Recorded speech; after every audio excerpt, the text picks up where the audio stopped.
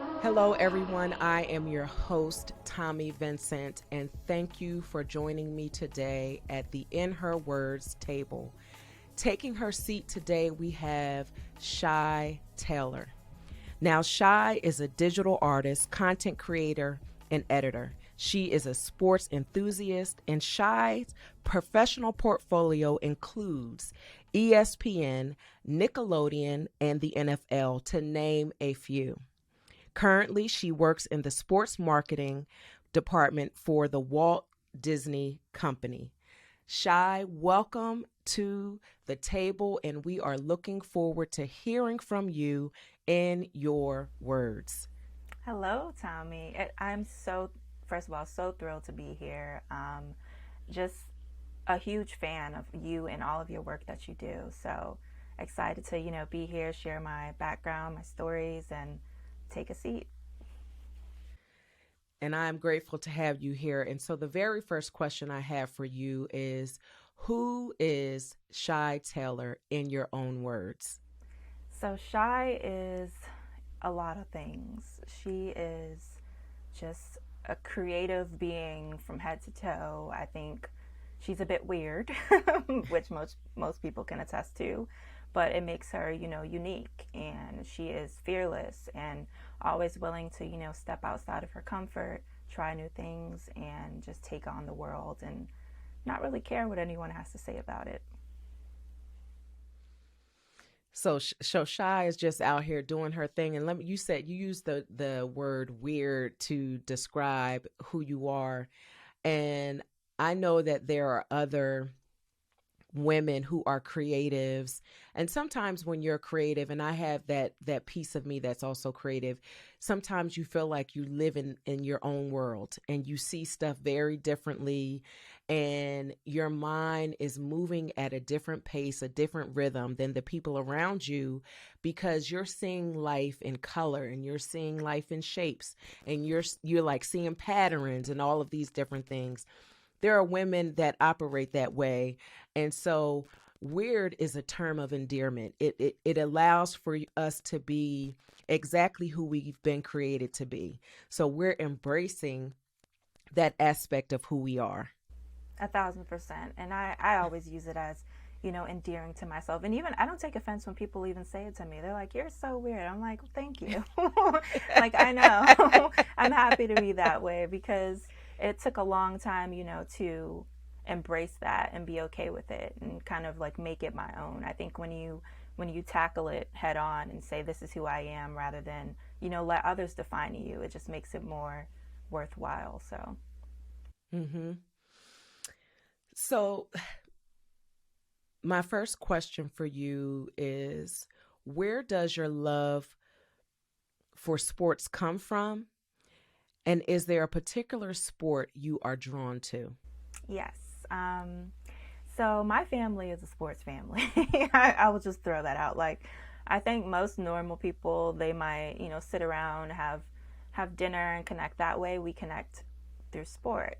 So sometimes it does get a little bit annoying when like I'm with my family and I'm trying to do work and they're like trying to watch the game and I'm like, I'm still working, guys. Like, can you just take a back seat like to the Knicks and the Giants? But I think just sports more than anything. Like, we can talk sports, we can talk entertainment. Sports kind of brings us together just because it's like a common just understanding. It's like it's something to root for, something to be excited about. So my Mm-hmm. mom, she it's kind of like my dad in a sense. Like, she would take me to my first, sporting events when I was younger, whether it be like the Knicks, the Yankees, like the Giants. She was kind of like the ringleader through it all. And ever since she started doing that, I think as a young like girl, I just grew this like huge love for it. And the crazy thing is, most people don't know this, but back in college when I was trying to figure out, what I wanted to do with my life, I went more of like the art direction, kind of like I was Mm-hmm. doing what was my first major?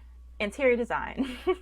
Because I was like, I like well, first of all, I thought it was interior decorating. I didn't realize like interior design was something completely different. I was like, oh, we're talking Mm-hmm. architecture here, like not really just throwing some pillows or whatever. So I majored in that, and I ended up hating it. But I didn't realize. I think that was like a breaking point for me because I was like, why don't I just do something in sports? Like that's my passion. That's what I love. That's Mm-hmm. what comes, naturally to me. So once I changed my major to broadcast journalism, it was just like it kind of kicked off, from there, specifically sports journalism, but it just made sense. So, yeah, I went off on a little tangent, but yeah, my family, we're a huge sports family, and, to this day, we really ride for our teams like no other. So, So does your family, are you allowed to be in this house, in these conversations, and have a different team? you can. Or I does think, everyone have the same teams that they're rooting for? yeah, it makes it more fun when you have different teams, I think, because it creates a bit of friction and, you can kind of bounce off of one another like, oh, that's why your team lost or your team isn't doing so well. And oddly enough, all of our teams suck. So it's kind of like pick your poison kind of thing. Like pretty much that's how it is. But yeah, we love it that way because it also just adds extra layers. Like we're not all just like on the same page. We can kind of just have a little fun with it. And especially if our teams are playing one another, it's even, more of a thing. So Community impact is important to you. When you are coaching girls basketball and volunteering at sports camps around the nation, what impression are you hoping to deposit in the participants you're engaging with? yeah, I think that's a great question. So I love doing things like that just because there's just something amazing about seeing youth and children who are so passionate about something, whether it be like sports or whatever their craft is. I think that what I try to, take away from it and kind of teach them is just like, kind of like we said before, like just do it.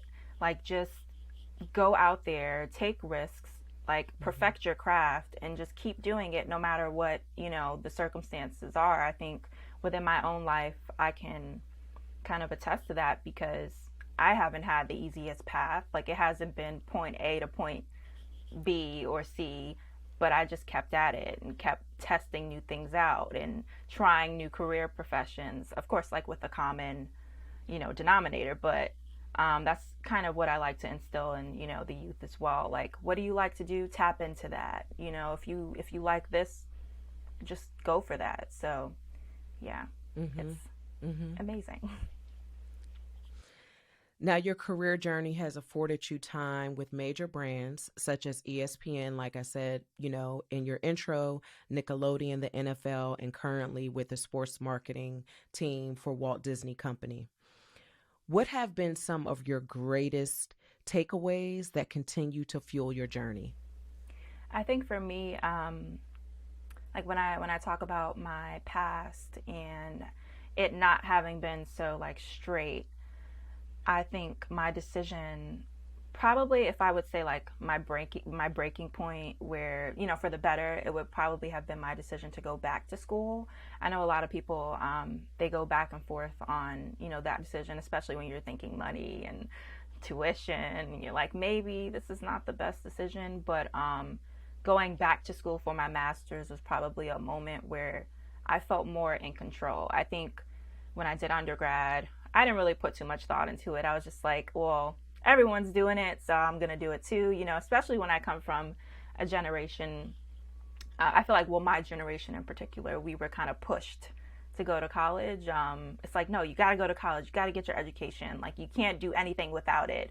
And it's funny to me that I feel like the younger generations is a little bit more relaxed, like where it's not so much like they're trying to kind of be influencers and you know rappers or whatever. Like it's a bit more open as opposed to like mine. But I think going back to school really opened up like so many different doors for me and allowed me to really narrow down and focus on like what I saw myself doing, even though it's still bounced around a bit. But just testing things out has helped me a lot to really kind of just learn more about myself. And I mean, that's the Mm-hmm. great thing about school. Like, I feel like it's not just textbook. Like you're having real life experiences where Mm. you have to fail, and you have to sometimes fail a lot just to be able to reach a certain level of achievement.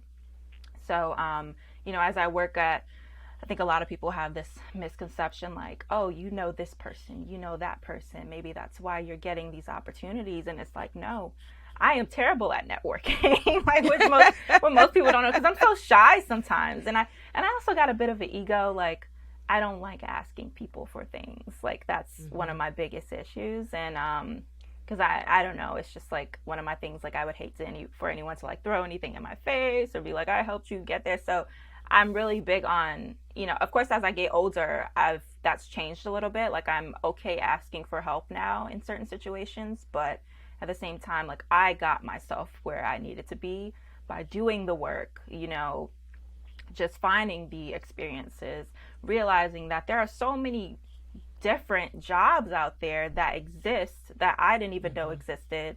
I think that's like the true definition of my work career. Like, I just went for positions and I'm like, wait, this is a thing. I can do this. I can get paid to do this.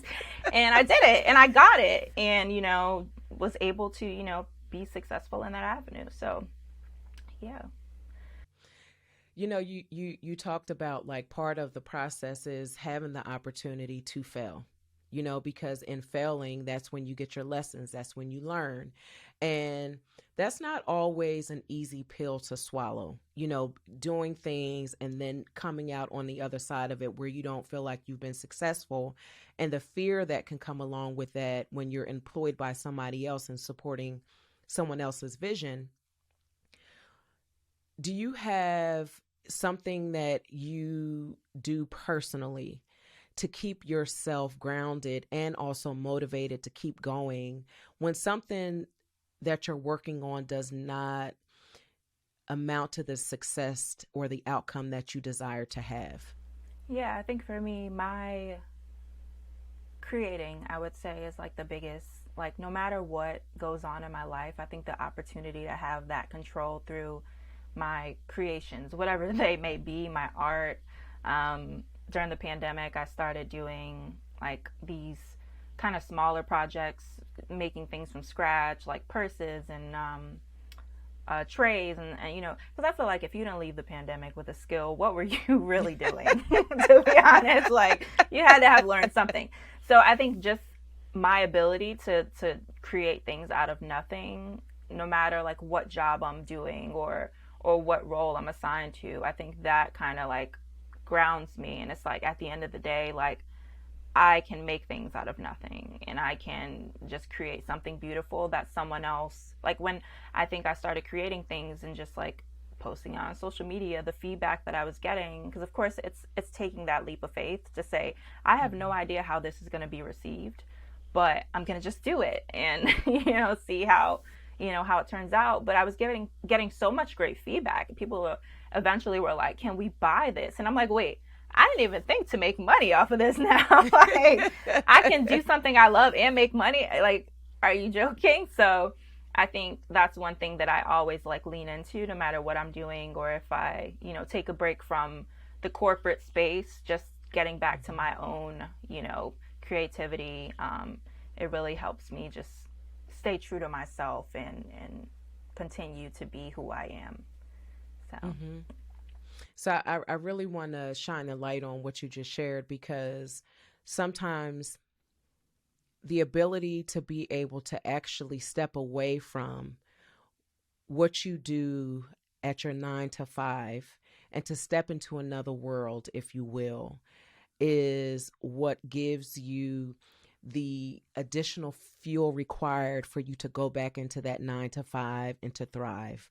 And so having those outlets, whether, you have your creative things that you do, but for some people it could be exercise, it could be reading, it could be, cooking, whatever it is, having that thing that you do, which I call them anchors, something that you can pull yourself back to you so that you're able to just have a moment to breathe, a moment to process outside of the 9 to 5, feeling that pressure of always having to be on, always having to perform is so critical so that we don't get lost in the sauce. We don't lose ourselves in the vision of someone else, in the work of some of your company, that you still are able to have and hold on to you. 1,000%, I agree. It's funny you mentioned that too because during the whole like COVID pandemic, I feel like that was a space where people were really looking a bit more inward to say, am I happy with what I'm doing? Mm-hmm. Or even a lot of the tons of people who were unemployed, like trying to figure themselves out. I remember interviewing quite a while during that time as well, and I think those were some of the biggest questions like that I had during my interview. They're like, "Well, we see, you as this creative person, but this job might not be that creative." So, how those were some of the questions that I was getting, and I had the same answer for all of them. Like, I'm always going to be who I am, and I'm always going to find spaces where I can create and, tap into that. So, I don't worry too much about, if my 9 to 5 includes that, that's amazing. Like I've won. Like, but at the same time, it's like you can't really like lean on that too much. You have to find those moments of peace within yourself because that 9 to 5 could be taken away real quick. So it's like it's one of those things where I always think about that, and I kind of carry with me to say during this rough period of time, I was able to figure something a little different out and just tap more into myself and what my passions are. So, Mm-hmm. Now, Shy, if you could create the ultimate position for yourself in the world of sports, what would it be? so this is a hard one. I think because I like to do so many different things, it would be hard. Like even if I put together my dream job, oddly enough, I would do sports, but I would create like my own sports animation, if that makes sense. Like it wouldn't even be like a traditional, sports kind of thing. So that would be one side of it. A second side of it would be doing like a sports documentary and working on that because I do love more like long form, content. So it would be one or the other. Like I tap into Mm-hmm. kind of like the animation side and drawing and graphics, or doing like a documentary, and maybe it could be like an animated documentary. Like who knows? But yeah, that would be like my dream job, and I would love to also like voice the animation, like the animated whatever, because all my life I've been saying this, and people get so mad at me because they're like, "Why haven't you just done it?" Like if I could really have a dream job, it would be like being the voice of like an animation or something like that. So, So wait a minute. So okay, so that's a skill. mm-hmm. So can you like change your voice and sound like characters and It would definitely be along those lines. I'm too shy to give you any voices today, but maybe yes, like because see for me it's perfect because you don't have to see me. Like I can get really shy in those moments, but I feel like through voice, like you can do a lot with it and just step outside of yourself. And I think that's always something that I've kind of wanted to do, just out of curiosity, out of my love for like animated stuff and anime and stuff like that. So that would be like again, and I mean I'm at the perfect company for it. Like if I ever wanted to tap into that, I could go the Marvel route or but we'll see. Again, I'm always trying new things, so who knows what the future can hold and what I'll try to like explore at a certain part. But that's just one of the things where I'm always like, I wonder if I, could ever do something like that. So, yeah, I know you can. I know you can do it. You just that's when the time is right and the opportunity is presented, you 100% will be able to do it. To date, there's certain things you've had an opportunity to work on.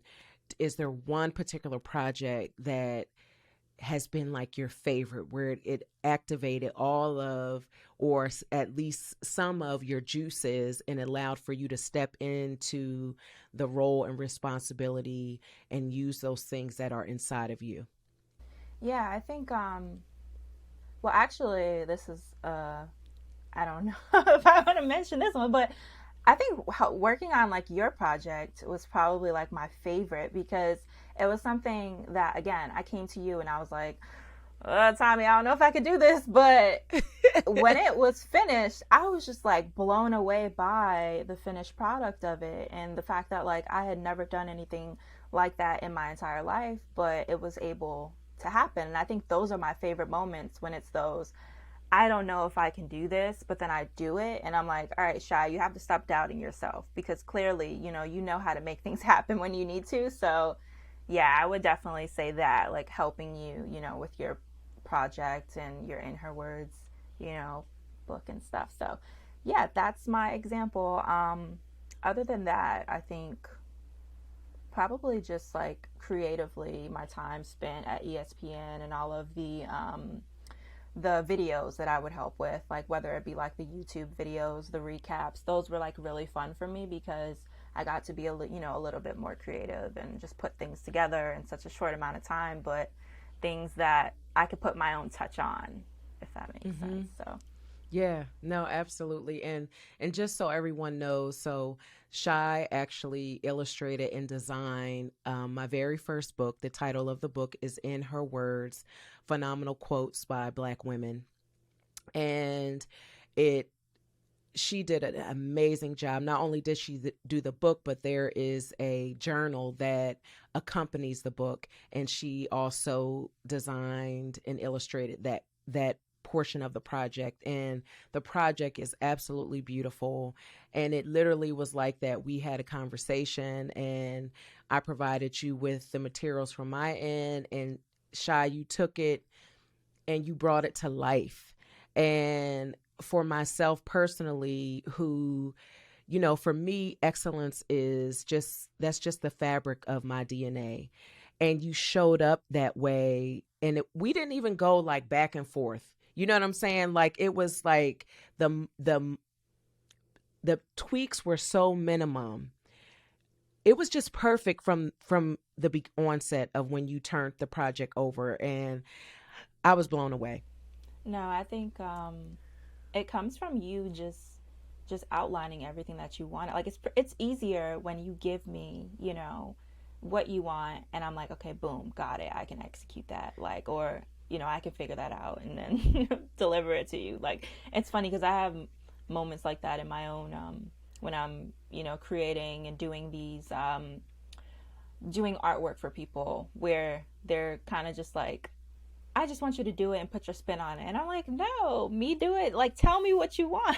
Like, I would much rather someone just like tell me what they're looking for and then I execute it rather than, like just having to go off the top of my head and come up with something like off the wall. So, no, I think that you outlined everything perfectly and your idea just blew me away where I was like, no, this is something that I really want to be a part of and, just enjoy once it's like fully completed. So thank you for even thinking of me and really thank you for pushing me outside of my comfort again. Like I feel like you always give me that push that I need and when it's done I'm just like, wow, like I wasn't expecting that. So, yeah, really really That's what appreciate it. happens. That's what happens when two weirdos come together. We making Exactly. magic happen. I wouldn't have it any other way. So, So there are times when students earn degrees and travel career paths unrelated. Now you earned your degree in sports journalism. How is that working out for you? How is that showing up in your work? Or is it? Maybe it's not. yeah, I think for me, starting off in sports journalism, it made sense for me at the time. I was like, what can I do? Especially when I'm seeing like some of my heroes, doing what I want to do. And I'm like, I can do that. Like, like a Cheryl Miller, just seeing her on screen doing what she did, I think it kind of like pushed me to say, maybe I can consider a job in sports. And then the only takeaway is I'm like, shy, you know yourself. You're going to be on camera. So that was one of the things that kind of took me a bit away from the broadcast kind of thing, because as I was going to school for it, I'm doing like my little stand-ups, and I was in Buffalo doing it. So that was a bit different of an experience, because I'm like, I'm in Buffalo, it's snowing, and I'm shadowing a reporter, and I'm losing sense in my hands and in my feet trying to get the story. So those were like groundbreaking moments where I'm like, is this what I want to do?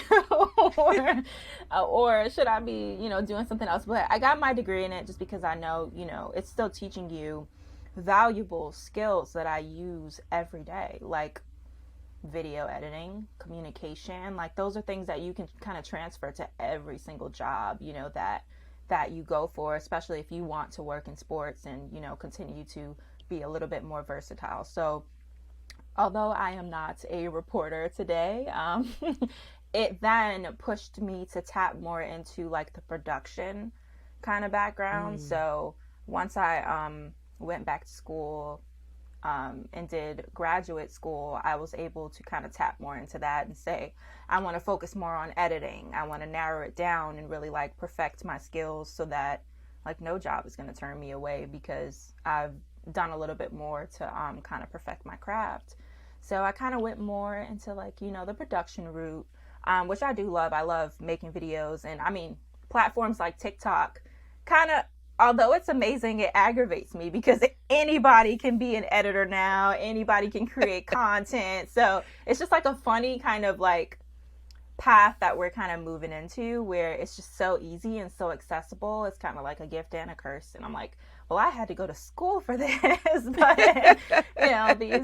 these dang Gen Zers, like I sound like I'm like old, like saying this, but I'm like, it's just funny. So I do feel like I take that, those creative moments with me, like with any position that I go to, whether it be, just cutting quick videos, or like even in my role now, which is not so much, well, we still work a lot with production, but I'm not like so much creating the content as opposed to like planning out the content, if that makes sense. So even so, I'm able to find creative aspects of it where it makes it, that much more enjoyable, which I really do like. So I think even my message, like to kids, are you don't have to end up where you start. Like I think a lot of misconceptions about going to school is you have to kind of stick with what you major in and then that be your career. And it's like, no, like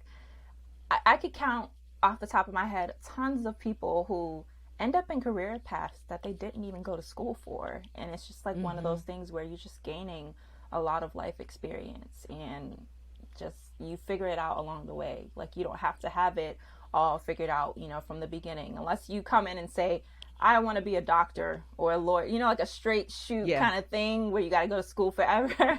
You can really have fun with it and just do a lot of different stuff. So.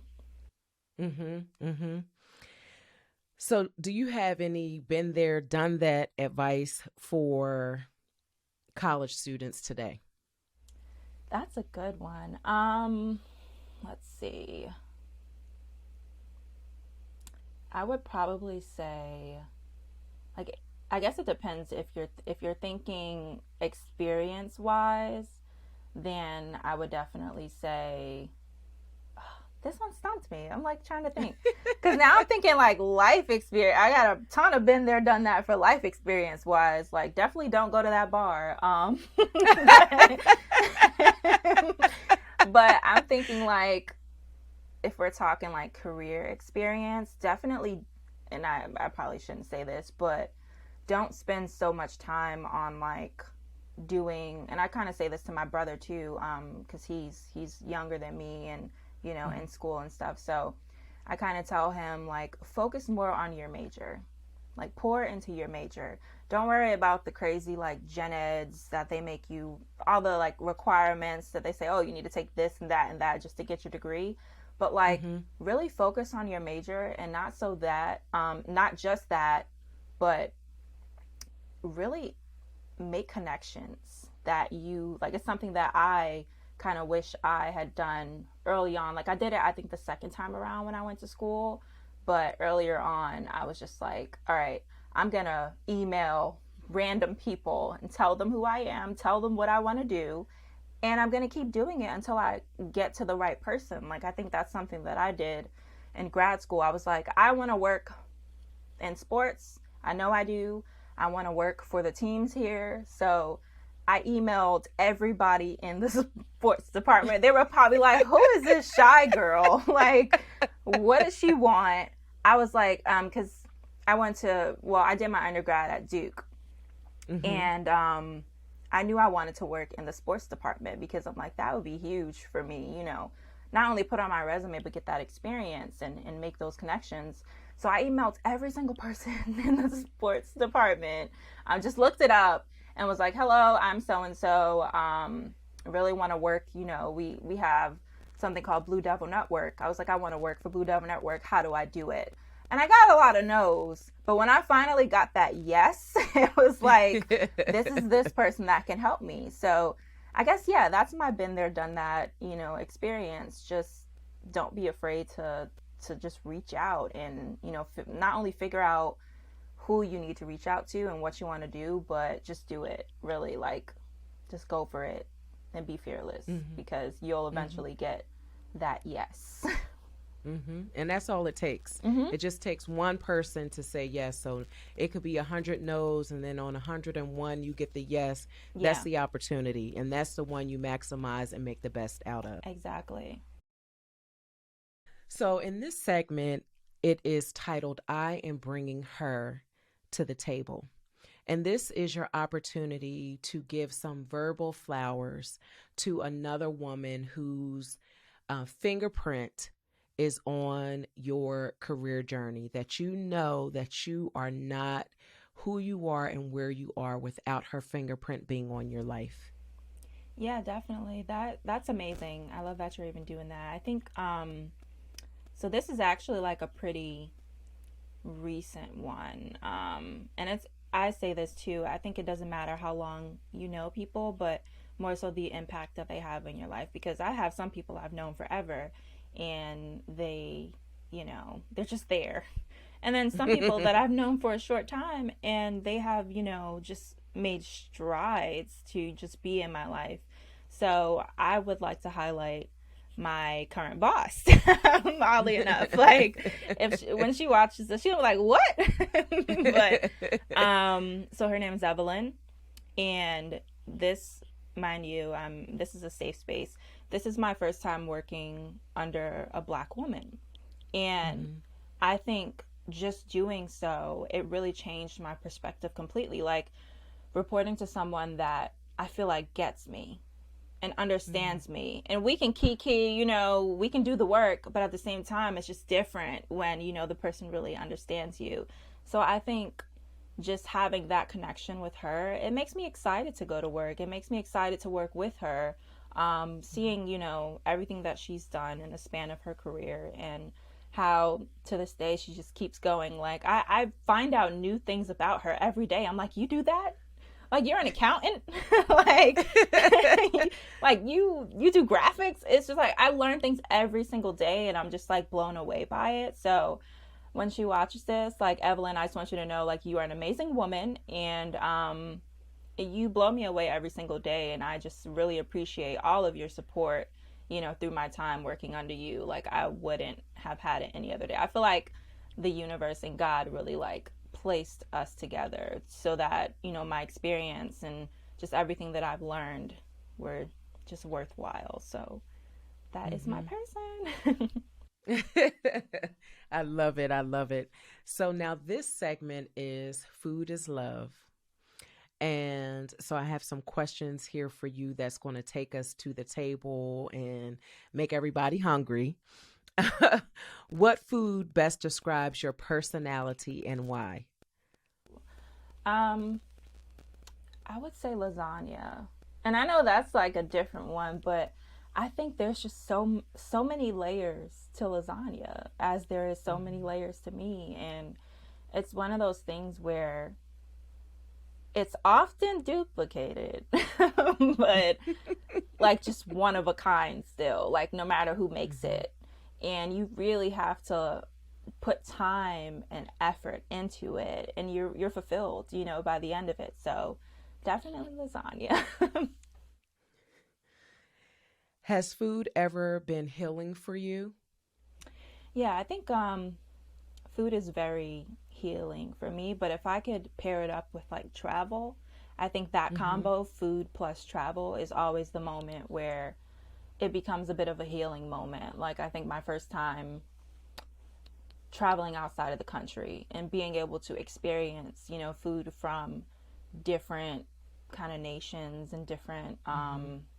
different backgrounds, it becomes a bit of a healing moment, because not only am I stepping out of and mind you, I am a picky person. Like, I can't wait to try your food first and foremost, but you'll be like, Shy, why are you so picky? Like, why? Like, it took me 22 years to eat eggs. That should tell you how picky I am. Okay. Yeah, that's another story for another time. But because when you see eggs, you're not like, as a kid, eggs look gross. Like, when you look at it, you're just like, I don't know. I'm not trying that. So I've carried that with me into my adulthood until one time I was staying with my friend, and she's from like Mexican descent.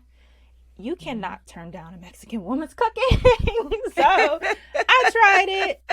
It was amazing. And then ever since, then I've been obsessed with eggs.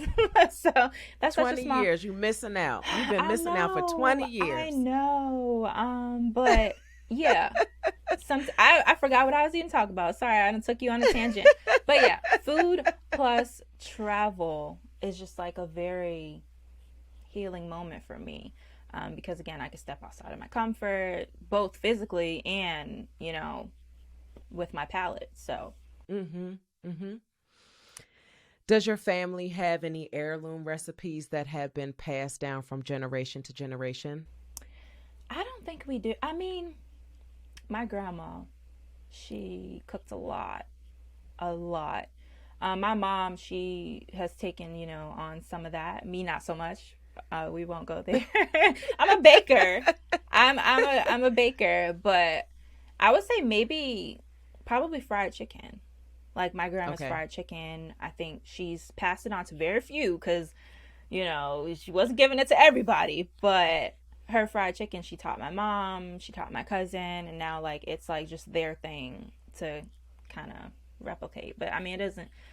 I won't tell it's my mom. It doesn't taste like grandma's, but it's still, she got it. So Yeah. Even like with recipes, what's interesting about them is when you make them, it always has a different flavor when it's produced by someone else because the main ingredient from any individual is love. So, how they pour in their love, that's what shows up and makes even a recipe unique in its tasting because you're getting it based off of what that person is pouring into the recipe. 1,000%. Yeah, that makes so much sense. And I mean, I bake with love, so maybe that's my. Because if there's one thing about me, I'm like that type of person that always needs something sweet after every meal. Like, Mm-hmm. that is my Mm-hmm. biggest fault. So I won't even finish the meal, but I'm like, what's for dessert? Or if I walk into a restaurant, I look at their dessert menu before I look at what's on it, because I need to know what I'm getting myself. And half the time, I can't even finish my normal food and make it to dessert, but it's the thought that counts. Yes.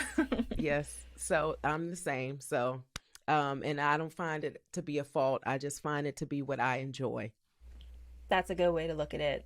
I'm gonna make myself feel better and look at it, look at it that way, rather than be just stuffing Yeah. the sweets. But Shy, I thoroughly enjoyed our conversation today, and I am so grateful that you took the time to join us at the table. You came and you stayed a while, and you presented a conversation to us in your words. So thank you so much for joining us today. Is there, or can you share with everyone how they can, one, you talked about your creations and you have a space where you're sharing that, somewhere where people go and follow that, and anywhere else that you would like for people to follow you along on your journey? Yeah, I have my craft page. It's at Crafted by Shy Shop. That's my little shop page. It's my little baby that I created during the pandemic to just like showcase some of my work and really just have people appreciate my work. So that's at Crafted by Shy Shop. And then my Instagram at Shy Taylor. I'm sorry in advance for all of my crazy costumes that people might stumble upon for Halloween, but you can just get a little bit of me and learn about me through, kind of the costumes and cosplay that I put on. So, yeah, those two things. So happy to be here again. Thank you for having me. And yeah, I'm excited to keep the conversations going. Absolutely. Thank you so much, Shy. Thank you.